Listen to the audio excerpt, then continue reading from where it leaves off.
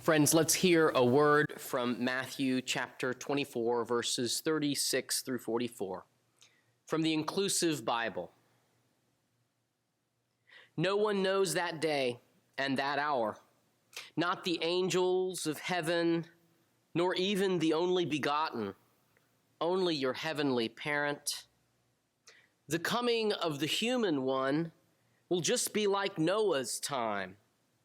In the days before the flood, people were eating and drinking and having relationships and getting married, right up to the day Noah entered the ark. They were totally unconcerned until the flood came and destroyed them. So it will be at the coming of the human one. Two people will be out in the field. One will be taken and one will be left. Two people will be grinding meal. One will be taken and one will be left. Therefore be vigilant, for you don't know the day your Savior is coming. Be sure of this. If the owner of the house had known when the thief was coming, the owner would have kept a watchful eye and not allowed the house to be broken into. You must be prepared in the same way. The human one is coming at the time you least expect. This is the gospel of Christ. Thanks be to God. Muy buenos días, amigues de Calvary. Saludos desde los Bautistas de La Paz. Very good morning to you, Calvary. I'm so excited to be with you this morning. Myra and I were at Calvary from 2010 to 2014, and in such a short amount of time, we made some of the most lasting relationships of our lives. Our time at Calvary was such a blessing, and all of you, whether we know you or not, I know you're truly beautiful people. Since 2014, I have served with the Alliance of Baptists. I've served with Sojourners in development, fundraising, and partnership roles. I've pastored and I've taught. And this morning, I'm excited to be coming to you in a new role. In the first role, actually, is my role as Executive Director of Bautistas por la Paz, BPFNA, where we work with peacemakers around the world to do three basic things. We gather for special peace camps and gatherings for peace. We equip peacemakers to be more resourced and ready for their labors. And we mobilize our community to rise in solidarity with groups that need support and friendship. And you, Calvary Baptist Church, are a big part of peacemaking around the world. Firstly, you may not know this, but one of your very own, Eugenia Reyes, is new to our board of directors this year. Gracias, Eugenia. And the whole congregation supports our work for peace and justice. From Mexico to Puerto Rico, from Colombia to Uganda to here in the United States, your prayers, your energies, your support, and your resources help to keep our movement for peace growing and thriving. So thank you. And I'd like to invite you to join us next year at Peace Camp in 2023. Put these dates down on your calendar since I know you're at home with a cup of coffee and maybe on your electronic calendar. June 26th through 30th will be in San Juan, Puerto Rico, might say, at Peace Camp for our annual gathering of peacemakers from around the world. Peace Camp is equal parts seminars, deep spiritual connection through worship, music, and art, and I can't tell you how powerful an experience it could be for you. In 2017, I went to my first Peace Camp in Toluca, Mexico, and I was so convicted by this Peace Camp. The very next year, I joined the board of directors, and 4 years later, I started working there. Be careful what you pray for, y'all, because it just might happen. It's a joy to be with you this morning. Well, friends, Christ is coming. Advent is here. Ready or not? Those words still linger in your memory, I bet, from when you were 8 years old and crouched down in a dark, musty closet under a bunch of hanging clothes. Or maybe you were crunched under your bed, staring up at the slats, or maybe down, smelling the smells of the carpet. Or if you were lazy and not very creative like me, you were just behind some random door. Those words linger. Those indelible words, you'll never forget them, playing hide and go seek. Ready or not, here I come. Our text from Matthew today is not about the game played universally around the world, but I kept remembering those words as I was reading the text from Matthew 24 this week and from our words from Isaiah. Ready or not? They seem to be ominous words, kind of haunting in a way. What if I am just not ready? Can't Jesus just give us one Mississippi? I've been wondering about what Jesus' words are in this text and what they're intending to do to the hearers. Is this a threat that something bad will happen if you're not ready? Are we supposed to feel afraid if we're not ready? I'm not sure if that's the intention. Perhaps it's an opportunity. Well, even if it is an opportunity, I don't know if I'm ready for Advent this year. Are you ready? Procrastinators are not good gift givers, only those who are ready. One thing I have learned from having 700 children in my house is that you always know how many days it is until Christmas Day.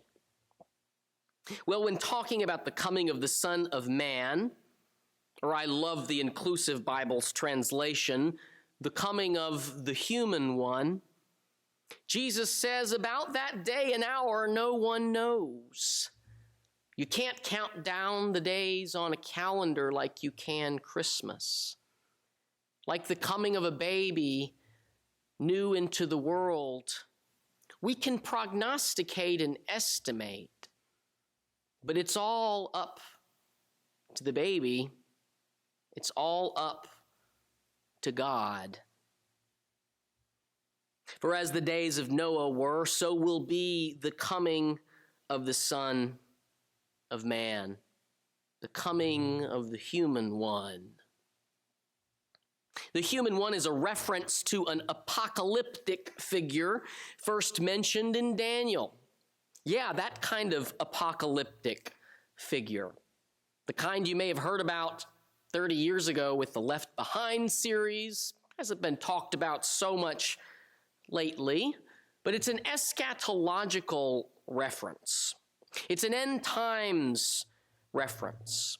It's a reference to when the spark of the universe that undergirds everything, that thing that we might call God, rises to transform our very reality into something ever more luminescent, ever more rich and colorful, ever more grand and marvelous. The coming of God's kingdom, the coming of God's kingdom, ready or not. Because this God transcends all time and space, this process is happening right now. In fact, it's already happened, whether we're ready or not. It continues to happen at this very moment, and it hasn't even happened completely yet. All at the same time. It's a little confusing. But in a lot of ways, Advent is like this. It's like an eschatological test run each year of what it might feel and look like for the coming of God's kingdom in the world. It's nice to imagine an apocalypse an unveiling that's filled with so many lights and tinsel, so much gift giving and warmth, so much association with hope, joy, and love, so much peace. I had the incredible privilege of working with peacemakers, with BPFNA-Bautistas por la Paz, that are working in this liminal reality, that are working in this already but not yet. People who are teaching me how to keep awake, how to keep alert, how to be ready or not for the coming of this human one. Most of these folks are ready to put everything on the line. I should say all of them are ready to live into the coming reality of peace. But not everybody's world is filled with this peace. A few weeks ago, I had a difficult phone call. I'm still getting to know folks in our network and getting to know the job. I've been here 3 months now, 4 months. I'm getting to know folks who I hadn't spoken with before, but one person I do know and have known for several years is my friend, the Reverend Dalia Juarez at the Mayan Intercultural Seminary in Chiapas, Mexico. The seminary walks alongside the Mayan community with theological training and spiritual connection, but they also engage in holistic efforts to help local Mayan farmers grow sustainable agriculture, creating livestock cooperatives, promoting local music and art, and beyond. In fact, this stole I am wearing is a gift from Dalia. It contains the Mayan cross, containing the 4 points of the universe, representing the 4 points of the human body, an embodied form of connecting the universe with the very essence of humanity. But things in Chiapas have not been going well lately, Dalia told me on that phone call.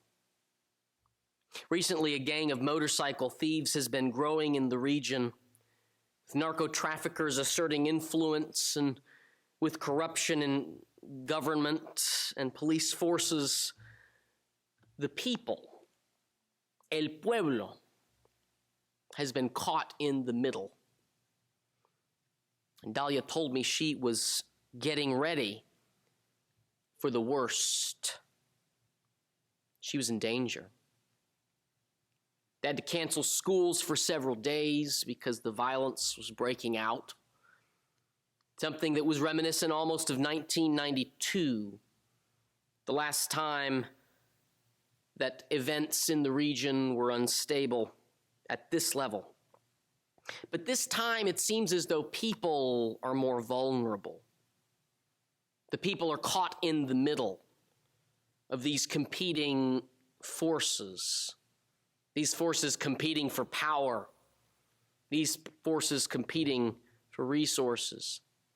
These forces that are not contained to any one nationality. No. They are here as well, operating in the midst of our reality in the United States and Canada.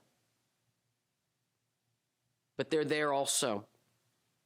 And I told her we would be with her on her journey to provide prayer, accompaniment. If she needed resources, we could deliver them, or even if she needed a way to get out of the country. I didn't know how to be a good partner in that moment. But in the moment, Dalia said, I've thought about it, but I feel called to stay. I need to remain here grounded. I need to be ready for what is to come. Me voy a quedar con el pueblo, Jason. We will keep ready with her. We will keep ready with our network of peacemakers around the world. BPFNA-Bautistas por la Paz will keep ready, will be ready, whether the world is ready or not. And we're not hiding in a closet. We're not crouched under grandma's bed. We're not playing hide and seek with the forces of injustice.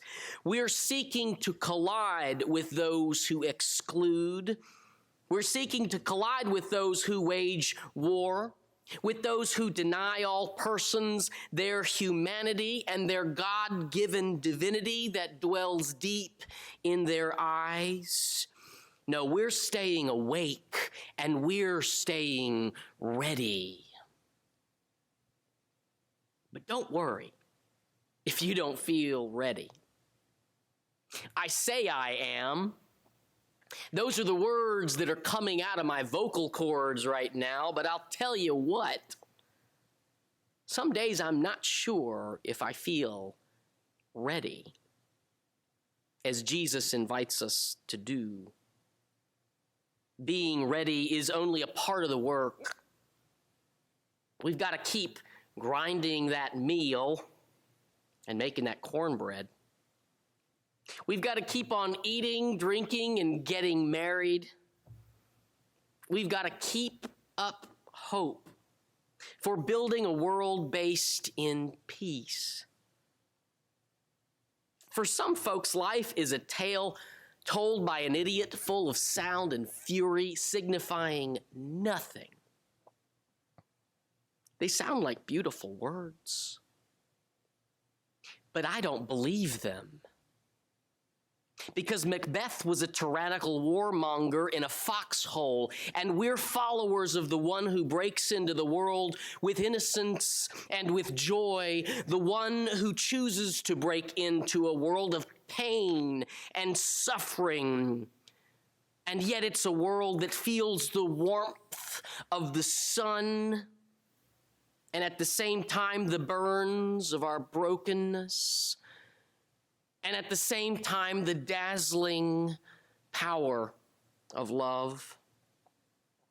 We follow the one who chooses to be with us right now, Emmanuel, to be with us to seek meaning, to be with us to yearn for courage, to be with us to have hope, whether we are ready or not.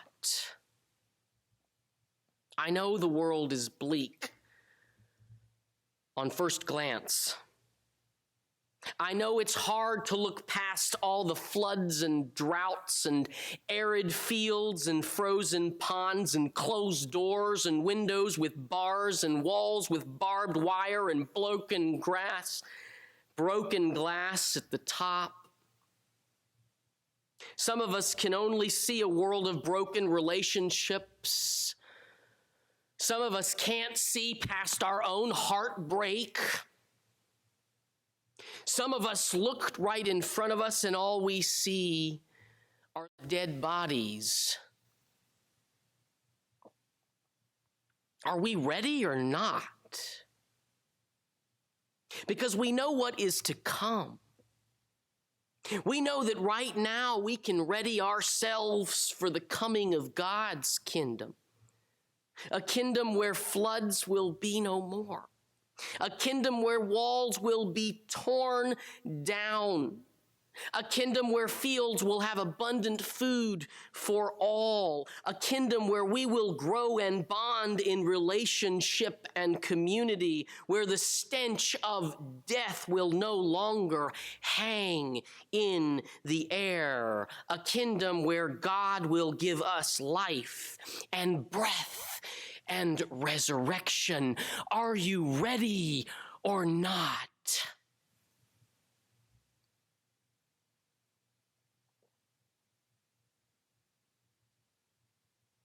Thousands of years ago,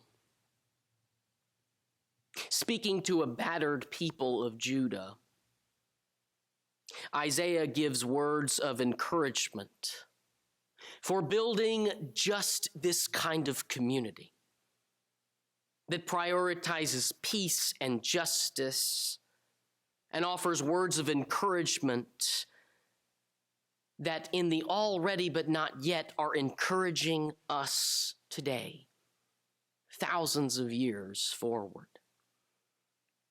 It is for visions such as these that we should get ready. So let's get ready to welcome each other at God's house. Let's get ready to hike up to the highest of mountains. Let's get ready to walk, to stride, to roll, to carry each other in the pathways of our God. Let's get ready for the judgment of the nations because it's going to come. Let's get ready to beat our swords into plowshares. Let's get ready to mold our spears into pruning hooks. Let's get ready for the teaching of war to be struck off the syllabus, off the curriculum, taken out of the catalog, because ready or not, friends, Christ is coming. Ready or not, Advent is right here. Friends, let us get ready to move forward boldly into the light of God. Thanks be to God. Amen.